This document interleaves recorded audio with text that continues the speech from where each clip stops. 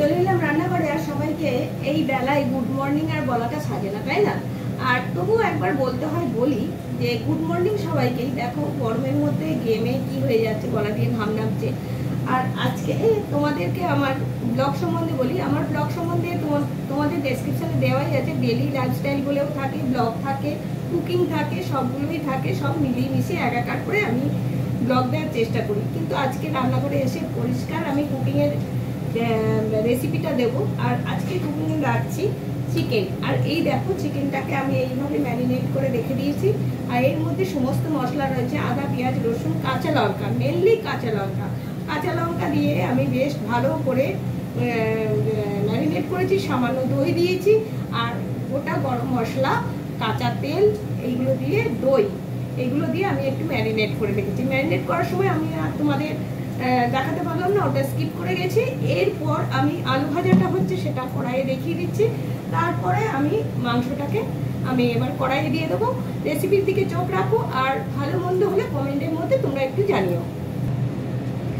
আমি আবার বাবা অত ভালো টালোভাবে কথা বলতে পারি না। আমি যেমন কথা বলার সেরকম বলি, তাতে আমার বন্ধুরা কিভাবে নেবে আমি জানি না।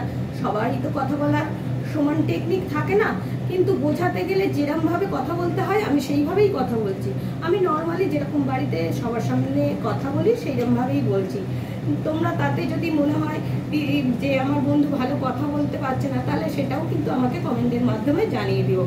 আর যে রেসিপিটা দেখাচ্ছি নর্মালি সবাই সেটা বানাতে জানে, পারে, কিন্তু আমি এই খুব সাপোর্ট করে বলি। প্রত্যেকেরই নিজস্ব কিছু না কিছু গুণ থাকে, আর সেই গুণগুলোকে শেয়ার করার জন্য আমি সোশ্যাল মিডিয়াকে একটা স্যালুট জানাই। কারণ প্রত্যেকের গুণটাকে আমার এই সোশ্যাল মিডিয়া থেকে আমরা জানতে পারি, আর আমার কিছু জিনিসও এই সোশ্যাল মিডিয়ায় দিয়ে আমি শেয়ার করতে পারি।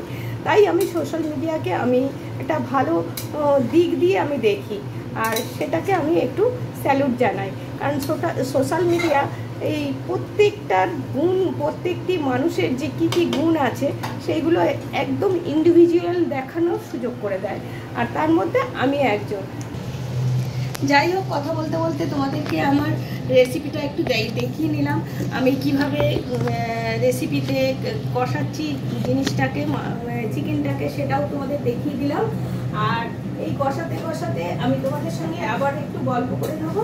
আর চলো এবারে আর একটু জিনিস তোমাদের দেখিয়ে দেবো, যে এই রান্নাঘর থেকে তারপরে আমার কী কাজ আছে সেটা একটু দেখিয়ে দিই। চলো, যে আমার দুষ্টু মিষ্টি বৃষ্টি এসে আমার ঘরে কি করে দিয়ে গেছে। হ্যাঁ।